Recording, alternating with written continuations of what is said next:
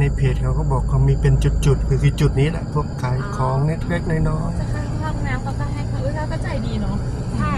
แต่ฉันถามเผื่อว่าไงเผื่อมีวิวาอะไรที่ถามเผื่อแล้วก็บอกมีตรงนี้นี่ไงที่สุดสีชมพูฉันถามแกนี่ไงนี่ตรงนี้ โอ้ยอินทนินเปล่า ๆไม่ใช่ใบเล็กเนี่ย ระบบน้ำอะไรสักอย่าง ไม่ใช่ ระบบ พวกไอ้นั้นมันจะเป็นใบใหญ่กว่านี้น่าจะ ดอกสี แต่ไม่ใช่พญาเสือโคร่งไม่ใช่แน่นอน ไม่ใช่ใช่ไหมไม่ใช่ เพราะว่ามันไม่ใช่บานหน้านี้ อ๋อโอเค น่าจะแบบอินทนินน้ำไอ้พวกเสือประมาณนี้แหละ พี่เขาบอกว่าอ๋อนี่ไงลานกางเต็นท์ตรง อ๋อ นี้ ที่เขาเห็นถ่ายรูปริมลำธาร บอกว่า บ่อย เดี๋ยวเขาบอกว่า ไอ้ร้านนี้ก็เห็นเขารีวิวบ่อย น้ำมันโอเคอยู่นะน้ โอเคใช่ ำน้ำใสอยู่ไม่ อ๋อ ไม่ได้เป็นขุ่นแดงเหมือนในรูป ใช่ ตรงนี้เขานิยมเห็นถ่ายลง เขาบอก บ่อ ว่าย ใช่เขาบอกว่าเราอย่าลืมแวะไปนะไปถ่ายรูปเขาบอก ข้างล่างเนี่ยนะ ใช่ก็ค่อยแวะมา เขา ก็ กา ได้ งเต็นท์เต็มบาง เขา วัน กางเต็นท์ใช่แล้วค่อยแวะมาก็ได้ เพราะตรงน้ำตกมันสวยเว้ยฉันเห็นคนไปถ่ายรูปเหมือนคล้ายๆตรงฟิลแบบไอ้เนี่ยอะไรนะ ที่เกือบถึงสปาน่ะบอกเกลือที่เราไปอ่ะนะตอนนั้นที่เราไปน้ำตาน่ะคาเฟ่อะไรวะที่แกกินชามะนาว ชาใส่เกลือไม่ใช่ชามะนาวกาแฟ เอ้ย ใส่ ไม่ เกลื ใช่ อ กาแฟอะไร ก็จุ้ยจุ๊เคยเจอกาแฟเค็มปะล่ะ โอ้ยกระลอก กาแฟเค็ม กระลอกเลย ร้านอะไรวะลืมแล้วอ่ะที่ตรงเกือบถึ หลงเขาเหรอ หลงเขา ปะหลงเขาไหม ฟิลอย่างนั้นแหละฟิลอย่างนั้นแหละแต่เมื่อกี้พ่อแกบอกน้ำเผื่อมัน น้ำมันไม่เหมือนในรูปที่เขาถ่ายส่งมาที่ว่า วันนี้ไม่ให้ขึ้นน้ำมันแดงนะ เขาน่าจะถ่ายตรงนี้แหละใช่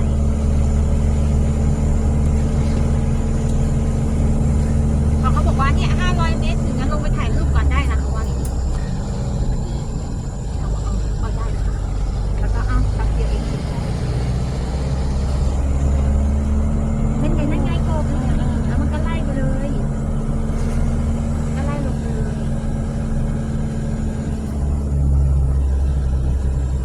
น้ำไม่น้ำตาลนะจ๊ะเหมือนลงเขานะจ๊ะแล้วเพื่อนฉันเพิ่งไปน่านมาใช่ปะ เมื่อกี้เขาว่า23ที่ผ่านมาน้ำท่วมนะที่ อ๋อ สะพานบ่อเกลืออะไรโซนนั้นอ่ะ ใช่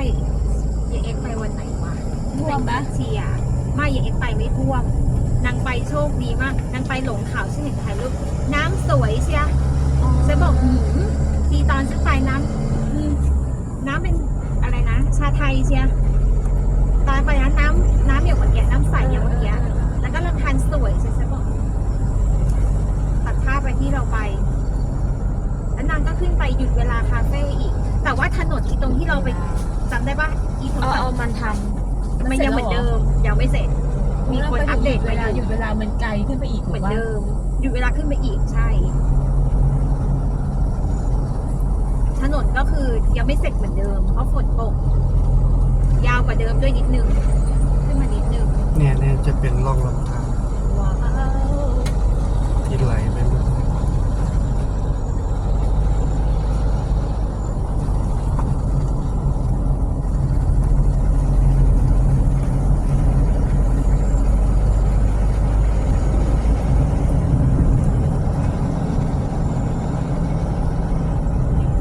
นางเขาบอกอีก7 ก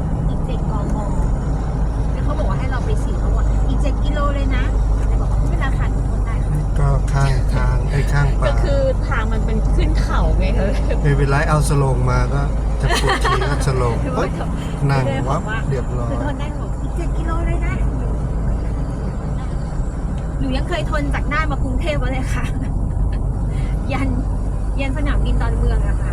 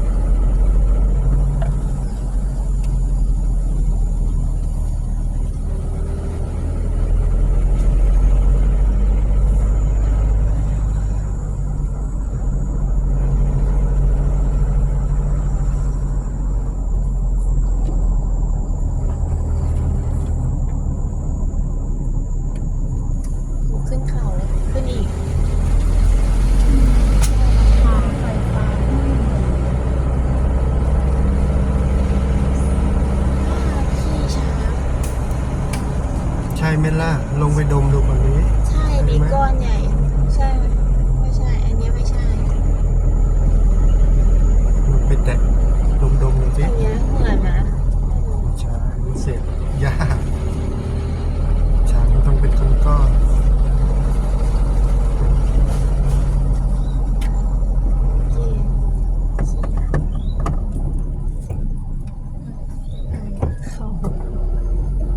ขาถามว่าถ่ายวิดีโอถ่ายคลิป ถอยเอาไปตัดผสมกันไป เย็นจนแบบรู้สึกแบบหนาวอ่ะ ๆ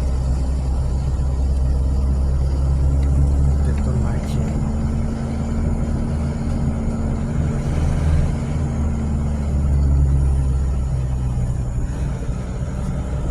2 กิโล คนน่าจะเยอะ ไม่ต้องหน้า หน้า แล้ว แรงหน้า เสาร์ ร้อ อาน ทิตย์อะ เสาร์อาทิตย์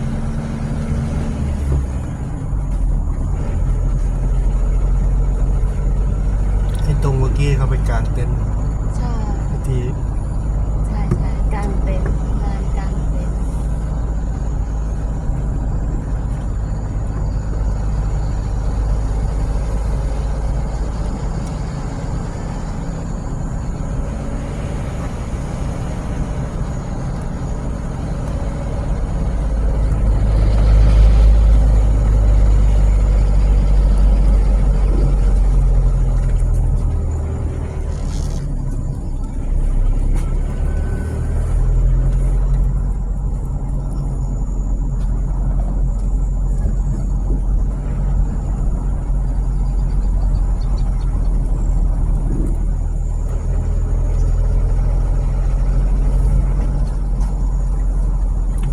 ท่อน้ำประปาแล้วเนี่ย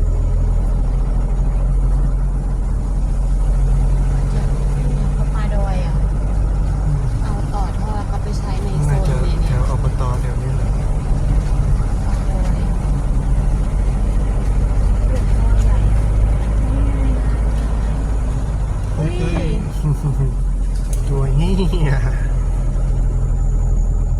เคน้อยเคบก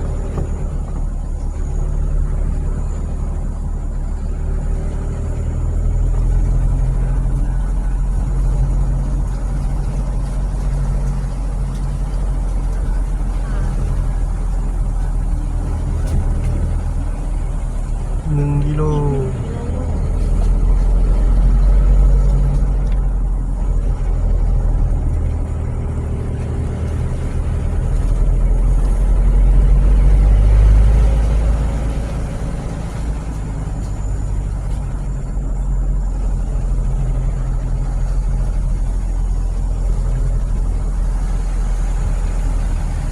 เก็บน้ำไหล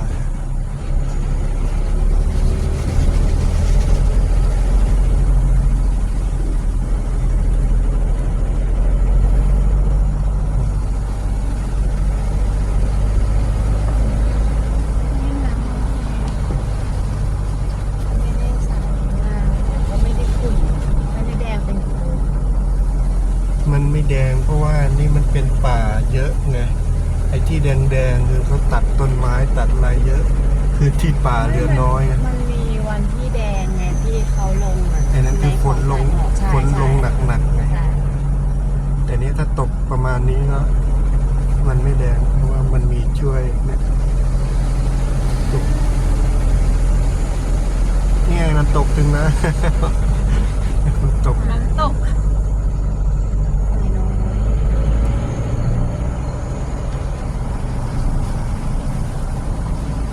ทั้งเส้นเลยเป็นไงล่ะไงล่ะ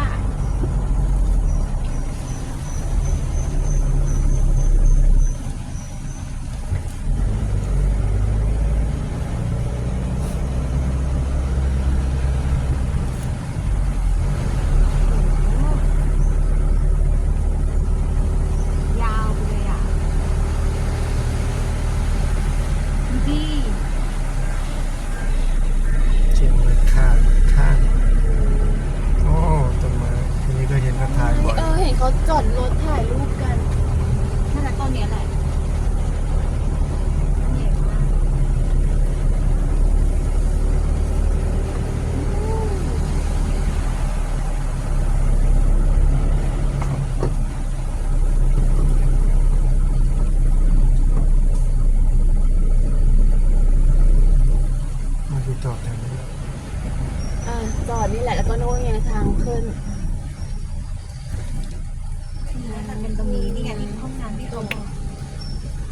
ใช่นี่ แต่ว่า ป้าย เมื่อกี้จะสะอาดกว่า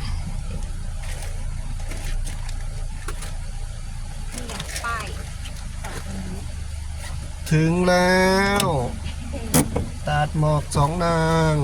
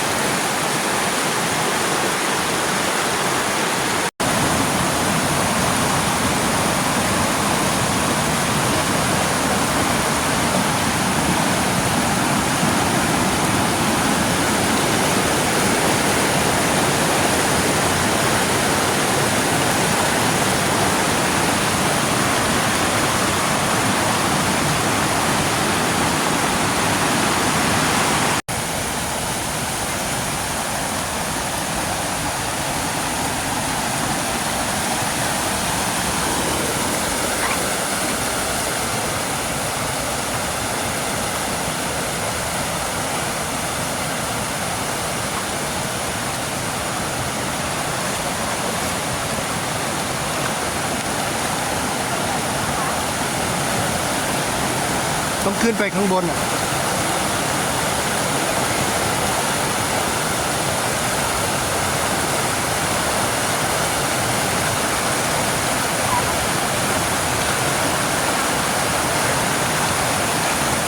ระวังลื่นนะ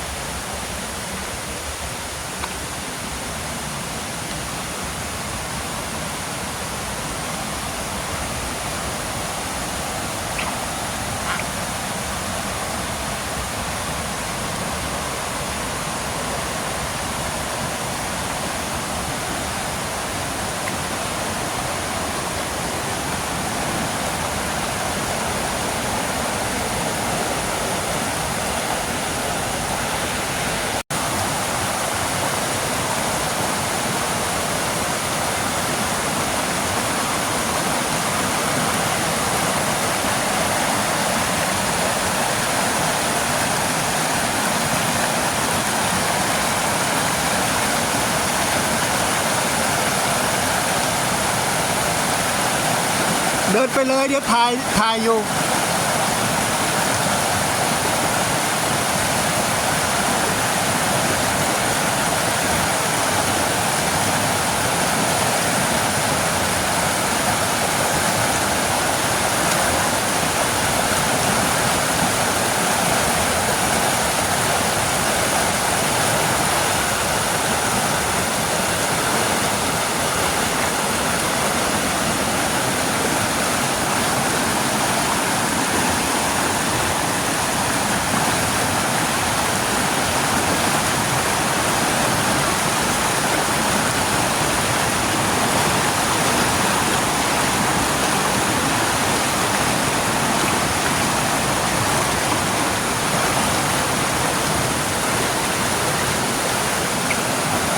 รอแป๊บหนึ่ง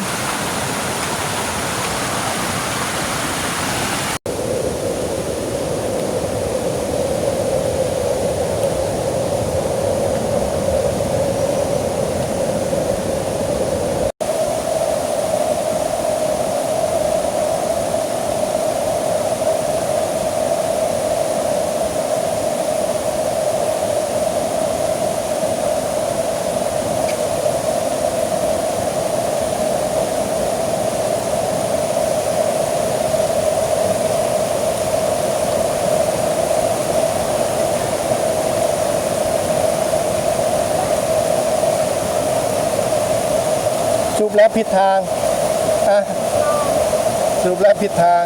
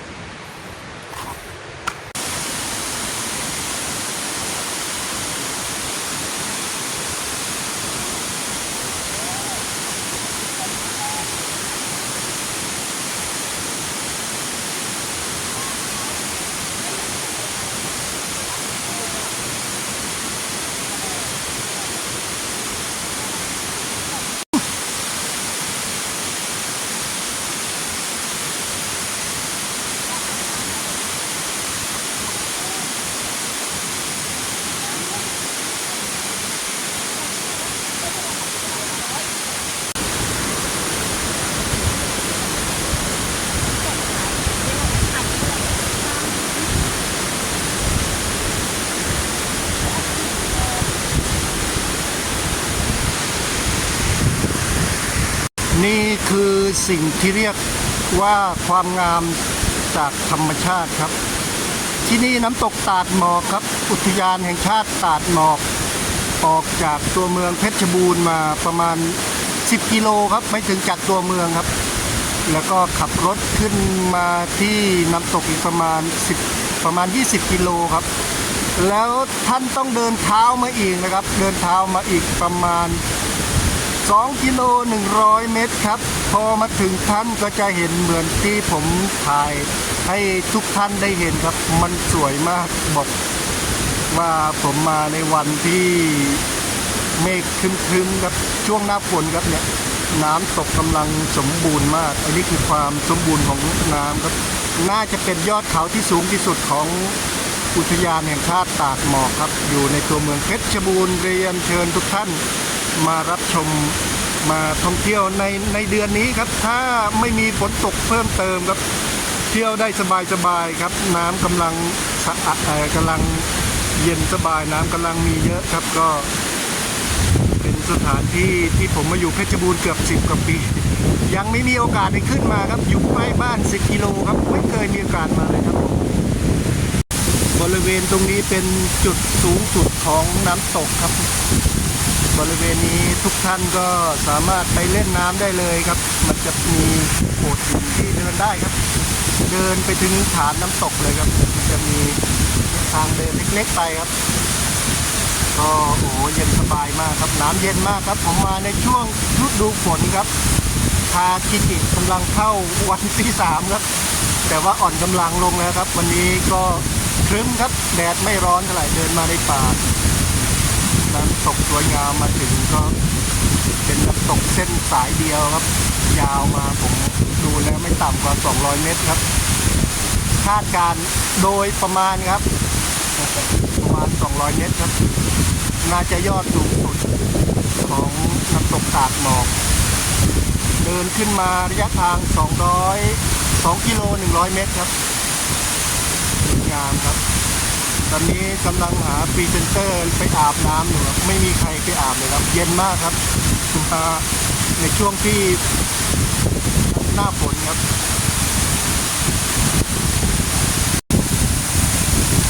ผมถ่ายใกล้ๆเลยครับเนี่ยน้ำกระเด็นเข้าตาผมเต็มนะครับเนี่ยสวยงามมากครับอันนี้คือฐานสุดของน้ำตกครับเนี่ยสามารถเดินมาถึงฐานของน้ำตกได้ครับผมสวยงามครับ บ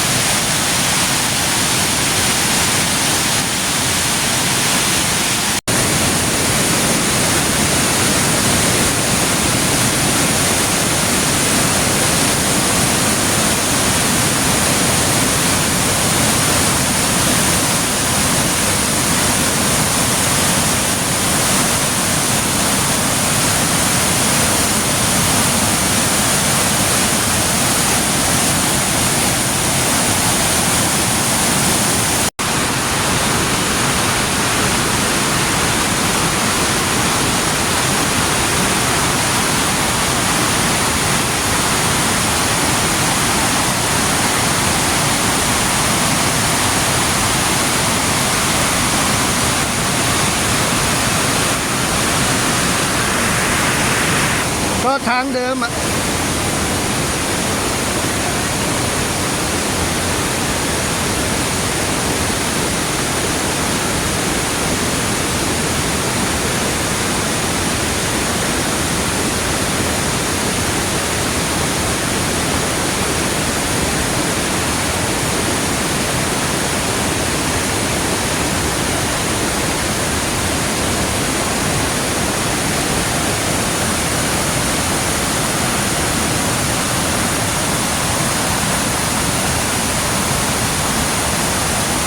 ระวังลื่นนะ